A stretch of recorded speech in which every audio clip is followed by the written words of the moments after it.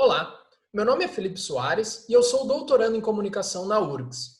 Hoje eu estou aqui para apresentar o meu paper Bolsonaro's Army: How Opinion Leaders Fight Against the News. Esse estudo explora a circulação de informações no Twitter.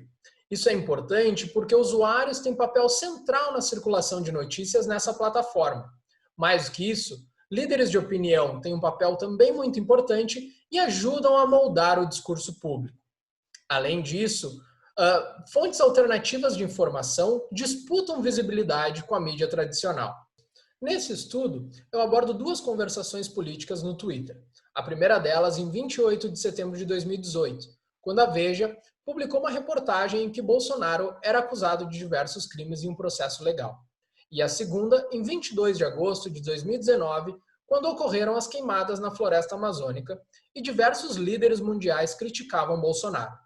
Para isso, eu sigo duas questões de pesquisa. A primeira delas sobre os atores mais influentes nessas redes. E nesse caso, eu estou olhando a visibilidade, então são os atores mais retweetados. E a segunda, sobre o conteúdo das mensagens de líderes de opinião, em comparação com a forma como os veículos jornalísticos apresentavam essas notícias.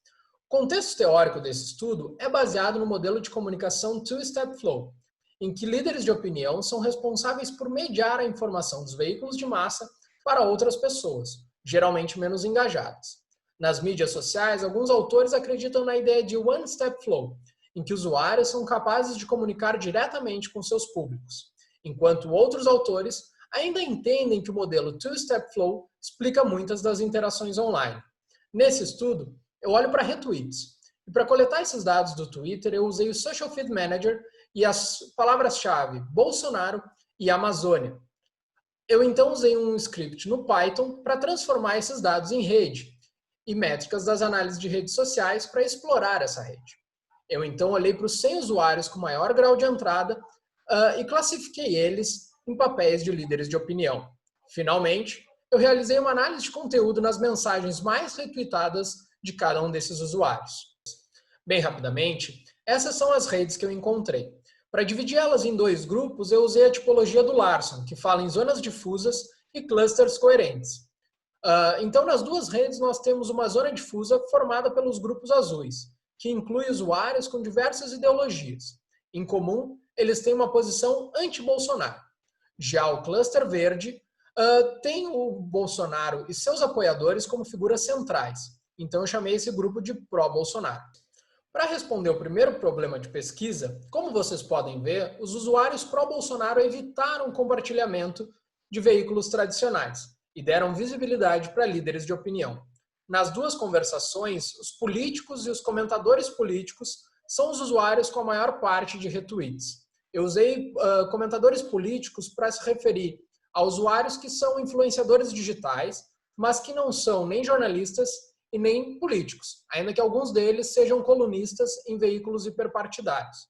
Um fato interessante é que na rede do dia 22 de agosto, os usuários pró-Bolsonaro retweetaram também veículos tradicionais, uma pequena parcela em azul. E esses veículos são dois veículos de fact-checking, que foram utilizados para atacar celebridades que usavam fotos antigas para criticar o Bolsonaro e para se engajar na hashtag #PrayForAmazon.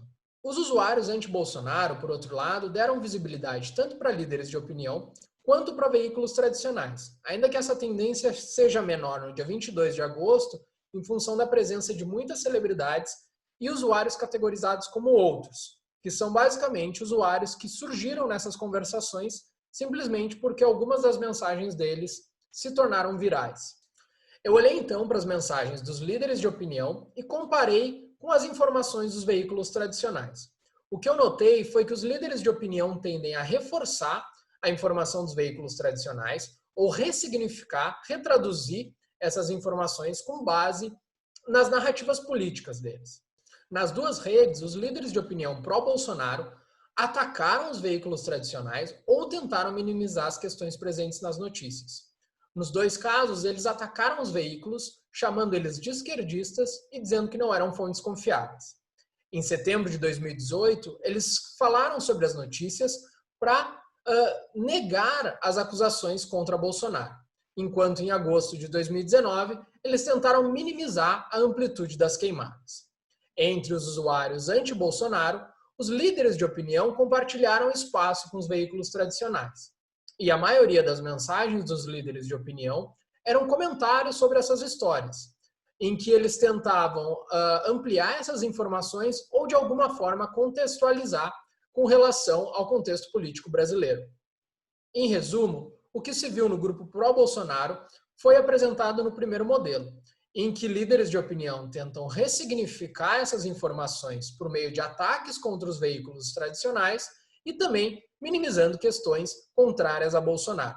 Mais importante, esses líderes de opinião se tornaram como que novas fontes de informação nesse grupo e criaram uma contranarrativa em que eles ressignificam as informações num esforço para traduzir essa informação original de acordo com a ideologia política deles. Isso é problemático porque pode confundir usuários e afeta o contexto informacional nas mídias sociais. Já o grupo anti-Bolsonaro reproduziu o segundo modelo, em que eles se basearam em veículos jornalísticos para compartilhar as histórias, para compartilhar as notícias, e em líderes de opinião para interpretar e contextualizar essas informações. Caso vocês tenham comentários ou questões, eu adoraria ouvi-las. Obrigado.